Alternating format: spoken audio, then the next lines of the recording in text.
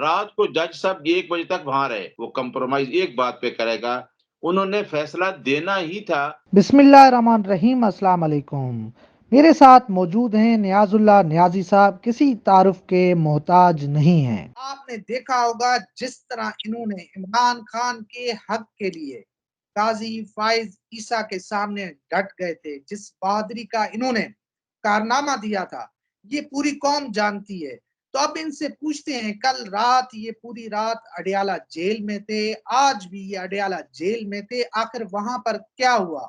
इमरान खान ने सजा जब उनको सुनाई गई तो उनका रिएक्शन क्या था? जी नियाजुल्लाह नियाजी साहब, आप हमें बताएं कि आखिर क्या हुआ? जी इदरीस साहब, सबसे पहले तो ये है कि जो मेरा तारफ़ कराया कि काज़ी साहब के सामने डट जाना, वो डट जाना रूल ऑफ लॉ और सुपरमेसी ऑफ कॉन्स्टिट्यूशन है। मैं उसके लिए हमेशा डट जाता हूँ कि जहाँ आईन की बालादस्ती और कानून की हुक्मरानी होती है। और आपने देखा था कि वो इंट्रा पार्टी इलेक्शन जिस तरीके से हमने कराए, और हम ये वह पार्टी जैसा इलेक्शन करा रही थी, वो इलेक्शन का जो फैसला हुआ, वो एक तारीख का हिस्सा बन गया है।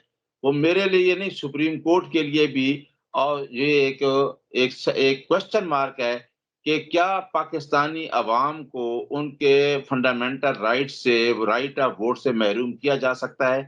अब आ जाएँ जो फैसला हुआ कल। आज जो फैसला हुआ, उसके लिए मैं कल सारा दिन जेल ट्रायल में 2 ट्रायल चल रहे थे, तोशाखाना ट्रायल और एक साइफर का ट्रायल। मैं वहाँ मौजूद रहा और मैंने पूरी प्रोसीडिंग देखी, और जिस तरीके से दोनों कोर्ट उजलत में थी कि ये लग रहा था पूरा कि ये कंप्रोमाइज़ होना है ट्रायल और इंस्ट्रक्टेड ट्रायल है। उन्होंने फैसला देना ही था, क्योंकि पता था कि 5 फरवरी से पहले-पहले ये फैसला आना है इलेक्शन से पहले। अब देखें कि तोशाखाना में हम मौजूद हैं, हमारे 2 वकला मौजूद हैं, और तोशाखाना में वकला की, इमरान खान की मौजूदगी और हमारी मौजूदगी के दरमियान जज साहब उठते हैं और ऑर्डर आ जाता है कि जी आपकी तोशाखाना में जो एविडेंस है उसपे क्रॉस एग्जामिन का राइट जो है वो क्लोज कर दिया गया है। इसके साथ ही साइफर कोर्ट चल जाती है और खान साहब को कहा है कि 2 कोर्ट में पेश हूँ, और अक्यूज़्ड आपको पता है कि ट्रायल चल रहा हो तो 1 कोर्ट में पेश हो सकता है। और साइफर का ट्रायल जो हम ऑब्जेक्ट कर रहे थे कि हफ्ते वाले दिन आपने 2 जो अपॉइंट किए हैं, अब अपना 2 काउंसल्स, उन काउंसल्स पे हमारा एतराज़ था कि क्या स्टेट काउंसिल को जो अपॉइंट कर दिया डिफेंस काउंसिल के तौर पर, स्टेट वर्सेस स्टेट केस कर दिया है, हमारे काउंसिल ऑलरेडी मौजूद थे। और एक इतना बड़ा इश्यू जिसमें एक farmer prime minister of Pakistan और एक वज़ीर ख़ारिजा जो 2 दफ़ा इस मुल्क का वज़ीर ख़ारिजा रहा है, और उनके ऊपर इल्ज़ाम है साइफ़र का, और पूरी दुनिया इस केस को, फॉरेन मीडिया भी देख रहा है। तो हम ट्रायल में वो हकीकत बताना चाहते थे, और वो डिफेंस काउंसिल जो हमारा था, वो क्रॉस एग्ज़ामिन करना चाहता था उन विटनेस को कि ताकि सच्चाई सामने आए। असद मजीद और उनके फॉरेन जो सेक्रेटरी थे, वो सारे मौजूद थे। लेकिन इस हक से महरूम किया जाना, इसके पीछे यही था कि हम अपने कौंसल लाएँ, ताकि साइफ़र की जो असल चीज़ है, जो एक झूठा मुकदमा बनाया जाएगा, वो सामने ना आ सके। तो इतनी उजलत में कल 11 लोगों को क्रॉस एग्ज़ामिन किया गया, और उनसे एक-एक क्वेश्चन पूछ के क्रॉस एग्ज़ामिन करके उनको उसी टाइम फारिग करके हमें कहते हैं कि अब आप बैठें, और आपको 342 की स्टेटमेंट देते हैं। और इस दौरान शाह महमूद कुरैशी और इमरान खान ने ये एतराज़ किया था कि ये हमारे काउंसिल नहीं है डिफेंस काउंसिल, हमारे अपने काउंसिल प्राइवेट मौजूद हैं। हमें स्टेट का काउंसिल डिप्यूट करने पर, जो उसको मुकर्रर करने पर, अपॉइंट करने पर हमें एतराज़ है। हम अपने काउंसिल से इजरा कराना थे, लेकिन ये चीज़ें नहीं मानी गई। फिर 342 की स्टेटमेंट जो है, वो रात को 10:30 11 बजे उन्हीं स्टेट काउंसिल के हवाले कर दी गई जिनके ऊपर इतराज था। और सुबह क्या हुआ, रात को जज साहब 1 बजे तक वहां रहे, और सुबह उन्होंने इमरान खान को बुलाया और शाह महमूद कुरैशी को बुलाया। कोई 342 की स्टेटमेंट नहीं दी। 36 क्वेश्चन थे जिनके जवाब देने थे, सर, और इसके बाद बहस होनी थी, और फैसला जी, सुना दिया गया कि 10-10 साल मैं सजा है। मैं आपकी बात काटूँगा, मुझे सिर्फ़ यहाँ पर ये बताइएगा कि इस वक़्त सोशल मीडिया के ऊपर, टीवी चैनल्स पर ये चल रहा है कि इमरान खान ने वो जो 342 का जो बयान है वो दिया है, आया कि उन्होंने दिया है या फिर नहीं? उनके हवाले से नहीं, चल रहा है। गलत चल रहा है। देखें, देखिए ये तो ऊपर जाके सैटिस्फाई जॉर्जियन जज में एक आदमी अपने डिफेंस काउंसिल पे इतराज कर रहा है कि मेरा ये काउंसिल ही नहीं है, उस शहादत को क्या शहादत पड़ी जाएगी। ये तो केस ऊपर आना है, सेटिस्फाइड हो जाना है। दूसरी बात है कि आप ये 342 कुरैशी 342 इमरान का बयान, ने कोई बयान नहीं दिया। मैं बता रहा हूँ ना, इदरीस साहब सुन लें कि 342 का बयान के अंदर वो कहते हैं 36 क्वेश्चन है। क्या 36 क्वेश्चन का जवाब एक्यूज ने नहीं देना था? उसने सामने खड़ा किया दोनों को और उसने कहा है कि जी ये चीज आपने की। उसके बाद उसने बैठे हुए फैसला सुना दिया कि 10 साल इमरान खान और 10 साल शाह महमूद कुरैशी को साइफर केस में मैं सजा सुनाना चाहता हूं। तो ये कहाँ का इंसाफ है? अब इस चीज अगर सोशल मीडिया पे चल रही है, सोशल मीडिया पे ये भी चल रहा है कि क्या 11 गवाह 25 गवाह 2 दिन में हुए हैं। क्या ट्रायल इस तरह बिल्कुल, होता है? और ये दुनिया में साइफर का एक तमाशा बनाया गया है और वो साइफर को बात सामने खुल के आती बात कि अगर हम उसको क्रॉस ये एग्जामिन करते। हो गई ना कि क्रॉस, जी, कहा गया कि साइफर नहीं है, फिर कहा गया कि वो झूठ है। जी, अब तो साइफर तो तस्लीम हो गया कि साइफर था। एक मुंतखब हुकूमत को गिराया भी गया था एक साजिश के ज़रिए। कम से कम ये तो आपके हक में आ गई ना बात। जी, बिल्कुल, बिल्कुल। देखें, साइफर था और हुकूमत को गिराया जाना इनके अपने लोग भी कहते रहे, फिर उस रेज़ोल्यूशन का आना और उस रेज़ोल्यूशन जिस वक़्त पे आई इमरान खान के खिलाफ, इमरान खान कहाँ मुआहदे कर रहा था और किनको मंज़ूर नहीं था और किनको अब डर रहे हैं कि जो जमहूरियत का चैंपियन बनता है, उसको अपना डर है कि इसमें हमारा जो पूरी दुनिया में इमेज बना हुआ है, वो सारा इमेज खत्म हो जाएगा। अब दूसरी बात है, सुप्रीम कोर्ट ने जब साइफर की बेल लगी, तो जज साहिबान ने कहा कि ये तो ऐसा एलिज किया गया है कि किसी दूसरे मुल्क को फ़ायदा दिया। प्रोसिक्यूशन ये बताए कि जो इमरान खान पे इल्ज़ाम है या उसके वज़ीर ख़ारिजा पे कौन-सा बेनिफिट पहुँचाया गया? ना मुल्क के अंदर कोई डिफेंस को नुकसान हुआ, ना किसी मुल्क के ताल्लुकात ख़राब करने के लिए कोई बेनिफिट पहुँचाया गया। तो इसमें तो सज़ा अगर है, तो वो अगर 14 साल है या 2 साल है, वो सज़ा भी नहीं बनती। लेकिन जज ने कमाल किया है कि उसने आज 10 साल सज़ा सुना दी है, जिस तरह उसने अपना कानून बनाया हुआ है। अब एविडेंस आएगी पाकिस्तान जब, जी, था, तो सुप्रीम कोर्ट ऑफ पाकिस्तान ने इस केस को उधेड़ के रख दिया था। डेढ़ इसका के रख तैया पास कर दिया था। मगर समझ से दिया। बाहर है कि जब सुप्रीम कोर्ट एक केस को उठा रही है, उसमें दफ़ात जो लगी हैं, उनके ऊपर सवालात उठा रही है, तो एक छोटी अदालत का जज, वो क्या इतनी जल्दी थी? वो तो कहते थे कि मैं दिलेर हूँ। इतनी छोटा उजलत क्यों दिखाई गई? इदरीस साहब, छोटी अदालत का जज जो था, उसको ट्रायल चला, तो जब हाई कोर्ट इस्लामाबाद ने 3 दफ़ा ट्रायल रोका और उस ट्रायल को सेट असाइड कर दिया कि जिस तरीके से जेल ट्रायल हो रहा है या जिस तरीके से प्रोसीडिंग हो रही है, आपको पता है मिस्टर जस्टिस मियां गुल साहब और रफाका समन की जो जजमेंट है, उन्होंने कहा कि जी इन कैमरा प्रोसीडिंग जो है ये ओपन हमने कहा था और जेल ट्रायल नहीं है और जितने गवाह थे वो सेटिस्फाइड किए गए। दूसरी दफा लेकिन जज साहब जो थे जिनको बहुत एफिशिएंसी जिसने दिखानी थी, जो अंडर प्रेशर था, जो एक प्लान को पूरा कंप्लीट करना चाहता था, उसने उसी तरह वो फैसला करता गया। और उसने नहीं देखा कि हाई कोर्ट क्या फैसला कर रहा है और सुप्रीम कोर्ट की क्या ऑब्जर्वेशंस है। सुप्रीम कोर्ट की ऑब्जर्वेशन थी कि आया ये सज़ा कितनी बनती है, आप उसको 10 साल सज़ा दे रहे हैं। बल्कि सुप्रीम कोर्ट के चीफ जस्टिस एक्टिंग ने ये कहा था कि ये जो हाई कोर्ट का फैसला है, इन्होंने तो बेल में इस तरह सज़ा दे दी है। तो ये जो ये ट्रायल हुआ है, ये ट्रायल जो ट्रायल का वकील है, ये कौन-सा ट्रायल है कि 2 दिन के अंदर कंक्लूड करके डिफेंस काउंसिल को मौका ही ना देना, उनके इतराज़ के बावजूद फैसला सुनाना, तो ये उन्होंने एक चीज़ करके हमें सज़ा देनी थी और ये सज़ा इस वजह से देनी थी कि आगे इलेक्शन था और सारी चीज़ों से हमें आउट करना था।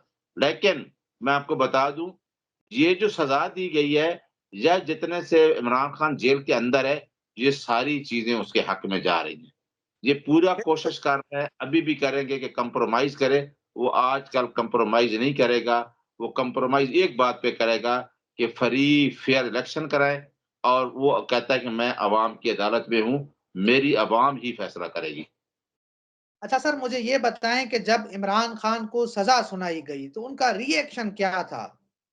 वो ज़रा रिएक्शन बताएँ। तो कल तो इदरीस साहब कल भी वो इतने खूबसूरत मूड में था और वो मीडिया के पास बार-बार जा रहा था और मीडिया को एक तो उसने ये पैगाम दिया कल कि देखें आप मीडिया के लोग कि जितनी पाकिस्तान के अंदर रैलियाँ निकली हैं कल संडे को, एक आईनी हक से एक पार्टी को रोका गया। उसने बार-बार कहा कि चीफ जस्टिस काज़ी फैज़ा साहब इसमें सुओ मोटो लें, कि लोगों के बुनियादी हकूक, राइट ऑफ वोट वो अपने रिप्रेजेंटेटिव को इलेक्ट करना चाहते हैं।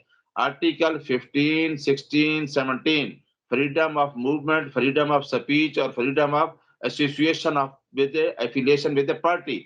इस राइट से कोई महरूम नहीं कर सकता। ये आईन पाकिस्तान कहता है, लेकिन का उसने कल मैसेज दिया आपके मीडिया के ज़रिए कि सुप्रीम कोर्ट को सुओ मोटो लेना चाहिए कि तमाम हमारी रैलीज़ को रोका जा रहा है। तो उसने तो पूरा चीज़ क्लियर कर दी है और आज भी कहा है कि हम कोई एहतजाज की कॉल नहीं दे रहे। हम आईन और कानून के मुताबिक इन मुकदमात का फैसला करेंगे। हम कोई नवाज़ शरीफ ज़रदारी नहीं है, कोई डील करके मुल्क से भाग जाएँगे। हम अपनी लीगल टीम को आज भी मैंने भी यही मैसेज दिया है कि हम वो लोग हैं जो आईन की बालादस्ती और कानून की हुक्मरानी पे यकीन रखते हैं। हम पाकिस्तान के हर अदारे की इज़्ज़त करते हैं।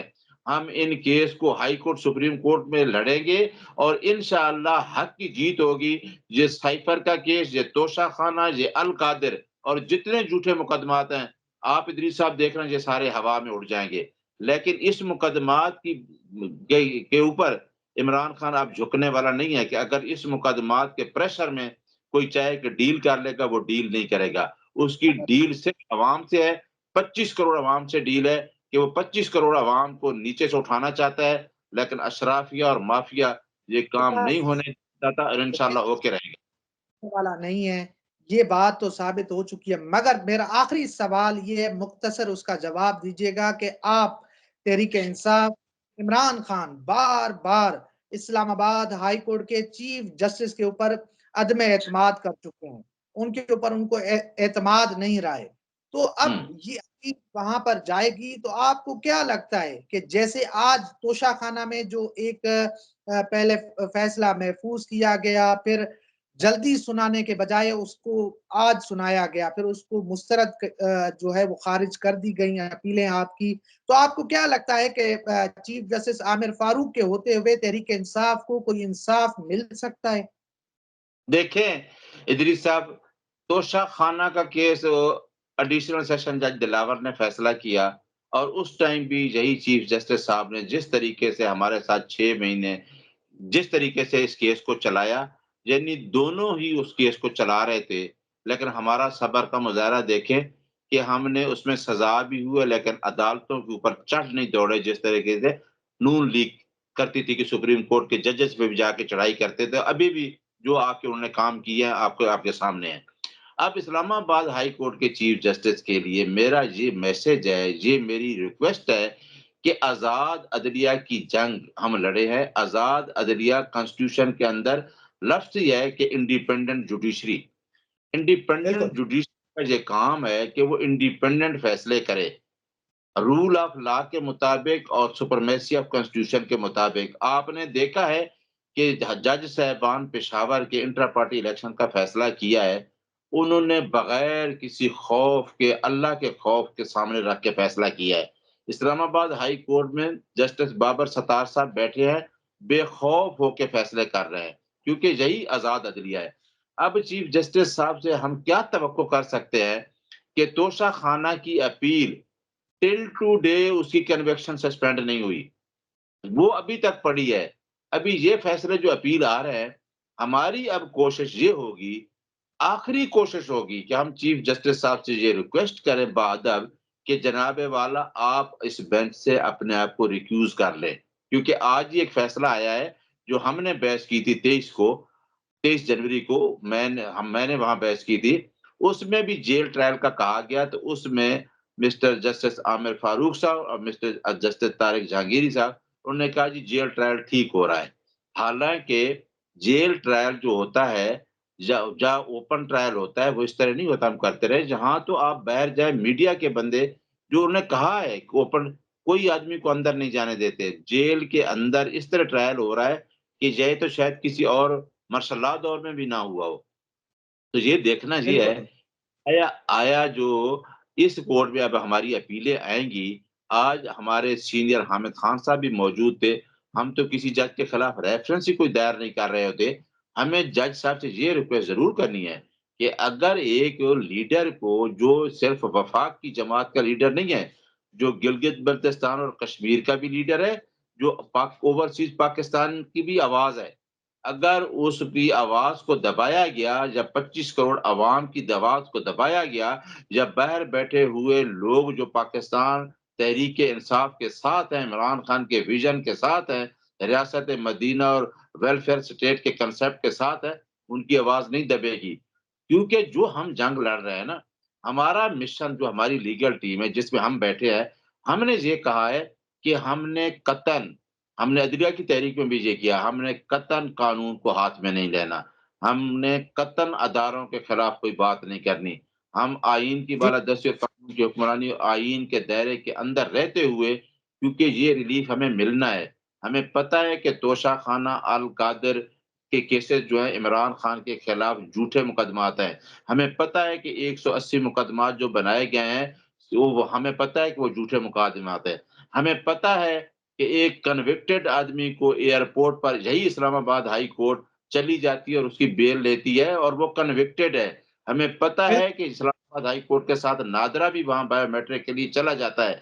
लेकिन हमें ये भी पता है कि इमरान खान इसी हाई कोर्ट के अंदर कानून कहता है कि जब अपने आप को सरेंडर करें कानून के सामने, तो उसको हाई कोर्ट के अंदर अरेस्ट किया जाता है और यही इस्लामाबाद हाई कोर्ट कहती है कि इमरान खान की अरेस्ट लीगल है।